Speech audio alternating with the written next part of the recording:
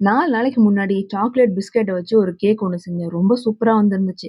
சரி இன்னைக்கு ராகி வச்சு ராகி கேக் ட்ரை பண்ணலாம் அப்படின்னு சொல்லி, ப்ராப்பரா என்னென்ன சேர்க்கணுமோ, எல்லாம் சரியான மெஷர்மென்ட்டோட சேர்த்தோம். ஆனாலும் ஏதோ சரியில்ல அப்படின்னு மனசுல பட்டுச்சு. சரி பரவால்ல அப்படின்னு மைண்ட்ல ஒரு கான்ஃபிடென்ட்ட வச்சுக்கிட்டு, நல்லா வந்துரும் அப்படின்னு நெனச்சு கேக்க செய்ய ஆரம்பிச்சோம். ஆனா கேக்கு செம்ம சொதப்பல்ங்க. சரியாவே வரல. என்னோட பையனும் கோச்சுக்கிட்டான். "என்னம்மா கேக் இப்படி ஆயிடுச்சு. கேக் செய்ய சொன்னா என்னமோ கூழ் மாரி செஞ்சிருக்கீங்கன்ட்டு" கெளம்பிட்டான். சரி பசங்க மனசுல ஆசையா இருந்தாங்க கேக் சாப்பிடலாம்னு. நானும் சும்மா இல்ல, "இன்னைக்கு கேக் சாப்பிடுறோம்" அப்படின்னு ரொம்ப கான்ஃபிடென்ட்டா சொல்லிட்டேன். கடைசில ராகி கேக் சாப்பிடல. ராகி களி தான் செஞ்சு சாப்பிட்டோங்க. ஆனா டேஸ்ட் சும்மா சொல்லக்கூடாது. அருமையா இருந்துச்சு.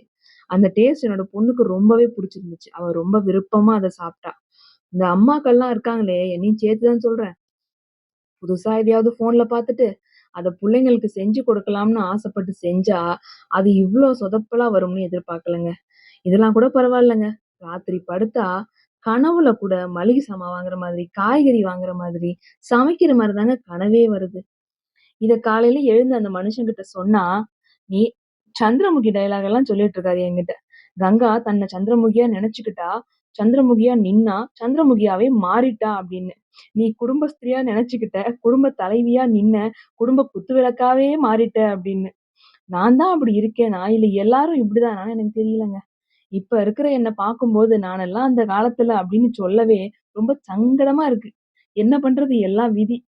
கடைசியில கேக்கு பண்ண சொதப்பல்ல ஒண்ணும் சொல்றதுக்கு இல்ல. ரொம்ப கஷ்டமா போச்சு. அடுத்து ஒரு தடவ ட்ரை பண்ணியே ஆவணும் இந்த கேக்க.